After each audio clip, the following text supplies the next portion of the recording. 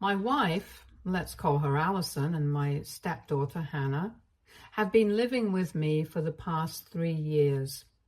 Allison, 42, female, and I, 46, male, started dating 5 years back and got married 2 years ago. Hannah is 16 and Allison has had full custody of her daughter ever since she got divorced, which was 12 years ago. Allison and her ex were high school sweethearts and they got married as soon as they graduated college. But according to what Allison told me, things were just not meant to be with them. Her ex was very ambitious, and after they got married, he started taking her for granted and rarely ever spent time at home. She tried marriage counseling as well, but that did not change anything, and they ended up getting divorced. So after 6 years of marriage, she decided to put an end to it and also demanded full custody of their daughter because she didn't think that he would be up to the task of raising her on his own when she was not with him. And she was right. So he did not contest it either and settled for visiting her on the weekends. Then, about 3 years after the divorce, Allison decided to move away for better opportunities, and that's how she ended up with me. She got a job here where I'm from, and it is just a 6-hour drive away from her hometown, so she can visit her parents whenever she wants to, and her ex can come and see their daughter on the weekends too. Her decision to move away had not been received kindly by her ex because naturally that would make it more inconvenient for him to see his daughter, and their relationship had become even more bitter after she moved here. Then the last nail in the coffin was when she married me, and after that, he pretty much did not have anything to do with her unless he wanted to speak about Hannah. So it was not surprising that he had not left her anything in the will, but had only included Hannah in it. Allison and I had been expecting this since their relationship had not been great towards the end. When her ex was first diagnosed with problems in his heart, she had tried to bury the hatchet and be there for him, but he had rejected her attempts to be his friend. So she did not try harder either because it was very obvious that he didn't want her in his life, and so we tried to maintain our distance from him in the last stages. But after we received the news that he had left the house to Hannah, she and Allison started celebrating, which didn't really make sense to me because we already had a place to live, and that was my home here. The house that her ex had left was all the way back in their hometown, and they were talking about moving into the house, which was not something that I was comfortable with, and made it known to them, which is what started this entire fight. The day that they found out from the lawyer that Hannah was going to get ownership of the house when she turned 18, she and her mother immediately started planning their future and talking about what they were going to do with the house and how they were going to renovate everything. They had received a bunch of pictures from the lawyer, and I could see that it was a lot bigger than the house that we were currently living in.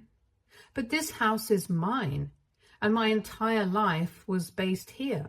So before they could let their imaginations run away, I decided to burst their bubble, and I told them that I was not comfortable with the idea of moving to this new house and leaving everything behind. That surprised them a little. I don't know why, because they should have seen this coming. Allison tried to convince me to sell the house and move with them to their hometown, because for the past couple of years, she had been living here and she really missed her family and her old friends. She had spent so many years with me, it was my own to make some sacrifices for her and move with them. I thought that it was kind of unfair for her to make that comparison because when she moved here, she didn't even know that she was going to meet me. She had moved here for herself, not for me. And I brought that up with her, but she just got ticked off at me. She and Hannah had pretty much made up their minds that they wanted to move. And since they had already come to a decision, they didn't want to hear me out, but just wanted to convince me to move with them. We argued back and forth for a couple of days, but eventually they just told me that they were going to go and check out the house and live there for a couple of days to test everything. And if I wanted to come, then I was welcome to do so. But if I didn't, then they would also not wait for me. After saying that, they left, and it was really hurtful for me because I felt like they had abandoned me just because I did not want to move into that house. If I'm being honest, one of the major reasons that I was not comfortable with moving there was because that house used to be Allison and her ex-husband's old house when they used to live together. Apparently, he had repurchased it a couple of years ago when he had the money, and even though he hadn't lived in it, he owned it, and it was probably for sentimental reasons. I would feel like an intruder if I lived there, and most importantly, all my family and friends lived here, and I did not want to leave them behind. My business was also based here, so it would be quite a hassle for me to leave everything behind. Anyway, a few days after they were told about the house, Allison and Hannah packed some of their things and took off without me when I told them that I was not interested in seeing the house. I was quite upset when they left, but I tried very hard not to let them see it because I didn't think that they would care in the first place. It was not until after they had left that I finally allowed myself to break down, and then I spoke to my parents about what had happened, and even they did not have a solution to offer up for me. They had told me that they would be gone just for a few days, but almost 2 weeks passed and I did not hear back from them. Not only had they left me, but they had pretty much stopped speaking to me altogether after we had that fight. And that's what really broke me. I had thought that after they would come back from their trip back home, I would speak to Allison and I would try to sort things out with her. But after almost 10 days had passed without any contact, I started rethinking my decision. On the 12th day, I finally contacted my lawyer and told them that maybe it was time to draw up the divorce papers because I couldn't think of any other way out of this. Thankfully, my lawyer is a really old friend of mine, and he told me to at least speak to Allison when she came back or call her up before filing for divorce. So I decided to wait for her to come back so we could at least talk and give our relationship one last chance before giving up on it. And 2 days after that, she finally returned with Hannah in the evening, and both of them looked really hassled. I let them in and allowed them to talk to me, hoping that maybe they were here to apologize to me for everything that happened, but instead, she just told me that they had decided to put the idea of moving into that house on hold for now because there was a lot of work to be done, and that the pictures the lawyer had shown them had definitely been from a really long time ago. Because when they saw the house in person, it was nothing like that. For a good few minutes, they continued to talk about the house and nothing else. And the longer they spoke about themselves, the worse I felt because, like a fool, I had let them in expecting an apology. Or at least I had expected them to acknowledge that they had screwed up. Apparently, the house was in really bad condition. None of the amenities were in working condition. There were a lot of bats and bird droppings all over the floors. Several mice and other animals had made their home in the house, and worst of all, there seemed to be a serious termite problem. Everything was really dirty, and it was very obvious that nobody had been taking care of the house in the absence of the owner, her ex. So that was part of the reason why they couldn't move in just now, and even for the 2 weeks that they had spent there, they had had to live with Allison's parents. The only reason they did not come back after the first night itself was because they were speaking to the lawyer and trying to find out whether they would be able to get ownership of the house before, and unfortunately, there was no clause for that in the will. And until then, the lawyer was going to handle the trust for her, and only after Hannah turned 18 was she going to legally get the ownership of the house, and then she would be able to move in whenever she wanted to. For 2 weeks, discussions had been going on between Allison and the lawyer because she wanted to move in as soon as possible, preferably by the end of this year, but that was just a few months ago, and so far, even the will itself was under probate. And that's why they had decided to come back home, because clearly it was not the right time for them to move in. After they explained all of this to me, I told Allison that it was nice that she finally had a place to live, because as of now, I was no longer interested in living with her anymore. I told her that she had been really hurtful and disrespectful towards me and my feelings, and she hadn't even bothered to apologize for any of it, so I wanted her to leave. She was shocked when I said that and told Hannah to go to her room so we could speak in person. And once we were alone, I told her that I had only let her and Hannah in because I was expecting them to apologize. I could still excuse Hannah because she was just a kid, but Allison was a grown woman and she knew what she was doing. The only reason that she had bothered to come back to me was because the house was not livable right now. If the house had been in good condition, she would not have bothered to come back to me, and we would probably be getting divorced right now because I wouldn't change my mind about moving. And from the looks of it, it was pretty apparent that she wouldn't either. So now, keeping that in mind, I thought that it was better for us to part ways right now than wait for the future and go our separate ways eventually. She started yelling at me immediately when I said that, and told me that I was being unreasonable and stupid. She told me that I was the one who wanted to divorce and I was ready to give up our marriage and relationship over something so petty. And that meant that I was the one who was not serious about us. Once again, she brought up how she had spent so many years living with me, close to my family and friends, and the least that she could expect from me was to spend at least some time in her hometown with her family and friends, so she could be close to them. But I had let her down, and that was really selfish of me. And now, because they refused to be apologetic for something that was not even their fault, I was threatening to leave her and kick her out. I tried to argue with her, but she was not having any of it. And she just kept screaming at me. She called me a horrible human being for not understanding her feelings and then pretending like she was the villain here. And even said that I was a crybaby because if I couldn't even man up and be there for my wife and daughter, then that's what I deserved to be called. Lastly, she told me that if I really wanted her and Hannah to be out of my life, then they would gladly leave. But she just wanted me to know that the way I was behaving was really cowardly and selfish. Selfish because, of course, I declined to move to her hometown with her, even though she had stayed here in my city for a really long time. But I don't think that's the same thing at all. But it was very cowardly because apparently she believes that I should have been there for her and Hannah. But I was so caught up in my feelings that I didn't even care about theirs, and just because I couldn't handle the fact that they had different opinions, I was trying to make them look like the villains, and myself the victim. She already had her bag packed when she had come back, so all she had to do was grab Hannah, and then the two of them left. I didn't have the heart to contact them after that, but I know that they're staying with a friend of hers right now. Her friend contacted me to let me know that they were there and that both of them were really irked at me, so if I wanted to make things out, I better do it quickly. 2 days have passed since then, and I haven't been able to do anything quickly because I just don't even know what to do.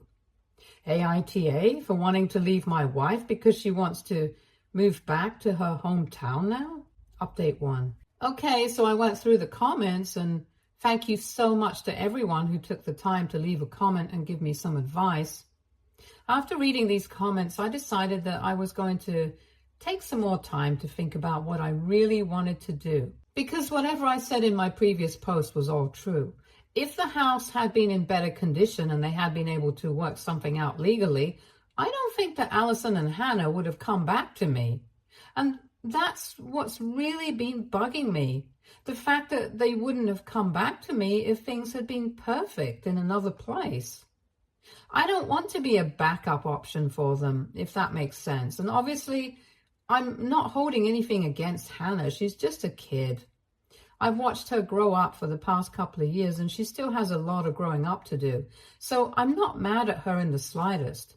But with Allison, that's a different story. She's a grown woman, and right now, I don't really know what to make of her.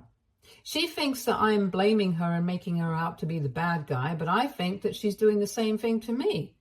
And I feel like she's gaslighting me into believing that I'm the villain here. She's constantly been invalidating my feelings and the fact that she called me a crybaby and a selfish person and a coward and whatnot. It's just been really hard to deal with all of this on my own. I don't really understand how to deal with the situation. And I do feel sorry for all of us right now because for the past couple of years, we had been one happy family. But right now, I can feel that family breaking apart. It's not like I wanted it to happen, but it's not like I have a choice in this either. She disrespected me. And if she comes back and genuinely apologizes to me for everything, I'm ready to make it work. I really love her. And I genuinely care for her. And I'd do anything to bring this relationship back on track again. But she has to take the initiative and at least try to let me know that she still cares as well. From the looks of it, it doesn't really feel like that. Just like what happened when she had left initially. She hasn't contacted me at all and is pretending like I don't even exist. The last message that I have from her is from over 2 weeks ago, before any of this even started. And after that, neither she nor Hannah has spoken to me. So I don't know what to do anymore. I want to make it work. But she has to want the same thing as well. Until then, we're just going to be stuck here. Update 2. So it's been a week since my last update, and this afternoon, Allison and Hannah came back again. Once again, I was foolish enough to expect that they were probably here to make things right with me. But when I opened the door, Allison told me that they were only here to pack the remaining things that they had left here. They had even brought along a pickup truck and a friend to help them back. So I knew that they were serious. I was really upset because I just kept waiting for Allison to talk to me, to at least give me a sign that maybe things were not as bad as we thought and we could still fix our marriage. But instead, she was ready to give up so easily. And so I decided to speak to her in private and told her that I was really disappointed by the way she was dealing with things. We had spent quite a few years together and I thought that we were stronger than this, and I couldn't understand her behavior. She just sounded very resigned when she spoke to me, and she told me that she was sick of fighting with me as well, and it was not like it brought her any joy to be leaving me like this. But she also believed that I owed her an apology. And I knew that if I tried to argue with her on that, we would get stuck in the loop again and end up talking in circles. Because she believed that I owed her an apology for not being there for her. And I believed the same thing, but for her. So instead of going down that road again, I told her that whatever had happened was done now. And the only thing that we could do was at least try to move on. But we owed it to each other to give our relationship another chance, and a real fighting chance at that. I thought that she was going to agree, but instead, she told me that she was very disappointed that things had turned out to be like this, but after everything that happened, she didn't think that giving our relationship a chance would work out. Because ultimately, she wanted to move back to her hometown and be with her family and friends. She was sick of living here, and in a couple of months she was planning on moving back. So it wasn't just about the house. She actually planned on going back, and the house has just been a catalyst for her decision. I'll have to admit that caught me off guard because I had really assumed that it was going to be about the house and not about wanting to move back. I couldn't promise her anything either because I didn't know if I was ready to move to her hometown with her, and I didn't know if I would ever be ready for it.